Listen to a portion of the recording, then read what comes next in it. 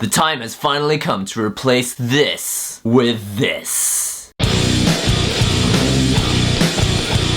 No, I'm not going to replace my iPhone 5 with a box. I'm going to replace it with an iPhone 7, which is what's inside this box. So let's go ahead and rip it out of the packaging. I haven't had a new iPhone for 4 years. This is really exciting for me. Obviously, less exciting if you're upgrading from an iPhone 6S. So excited about this. So much stuff to be excited about with this iPhone 7. First of all, water resistance is going to be wonderful. The camera is seriously upgraded from my iPhone 5 because I'll be able to shoot in 4K and also HD and 60 FPS. I'll also be really interested to try out the bus pass feature because I can now save my bus pass in the memory of the phone using Felica technology, which I can also sync with my Apple Watch. Let's get back to the table and unbox it. Alright, time to unbox this gold iPhone 7. I didn't go for the black edition because I wanted to have a white screen on the front because when I open up web pages it tends to be white. I'm going to do that again. I want it to shump. That's what's supposed to happen. The first part is this, designed by Apple in California. Standard stuff. That's it. iPhone 7. That is the home button, which is not really a button. I have a feeling that in the future they'll just get rid of this button entirely. iPhone 7. So nice. Peel the plastic off. Oh.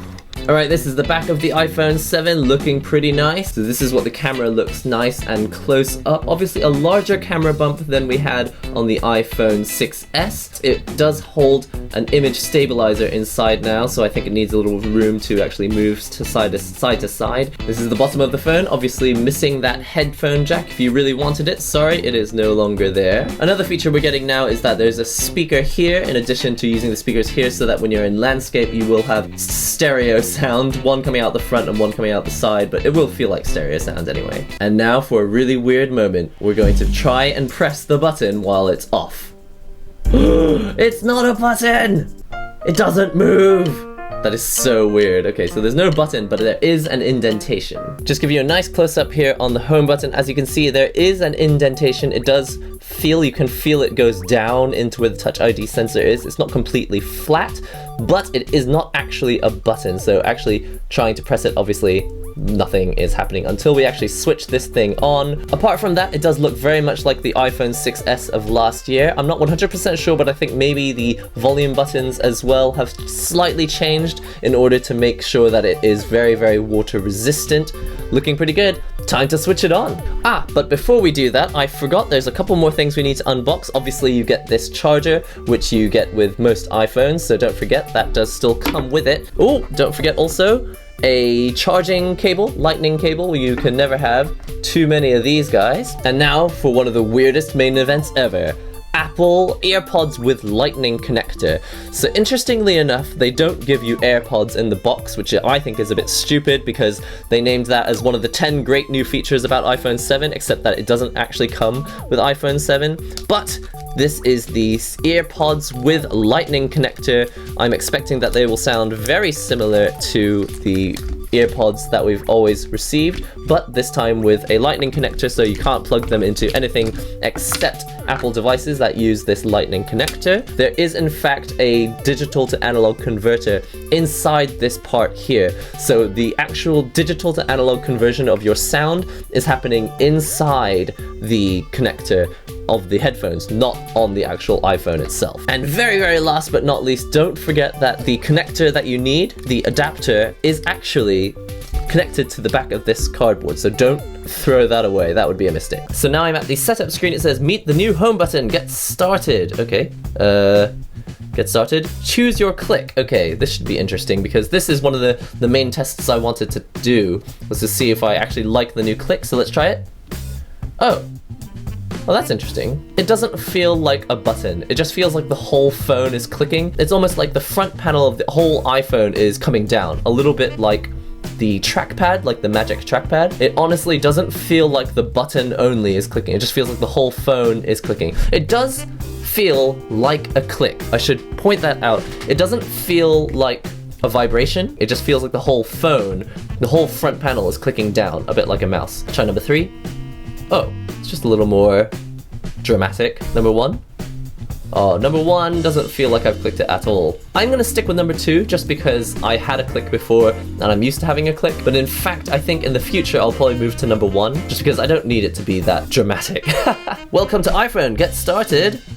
Jajan! So now I have iPhone! Hey! I actually prefer this button to the regular home button. I always felt like I was slightly breaking the home button every time I used it. Like the more you use it, the closer you are to death. A bit like the Xbox red ring of death. I just feel like it's kind of force touch everywhere. Everything feels a little more consistent. Like this is force touch. This is more of a click feel, but it is still force touch. Color me convinced. I don't know if everyone's gonna like it, but I personally really like the feel of the whole phone, the whole front panel clicking, and I think that's something we should get used to, because I think in the next version of the iPhone there may not even be a circle here. It will just be like click the home screen to go to the home. Alright, since we've already got 2 models standing here waiting to be photographed, let's use the new iPhone and set up to the camera. Let's see how good the photos look. Let's take a picture of Miku. Take a picture. Obviously this is not the most scientific way to look at a photo. I could actually load the photo onto my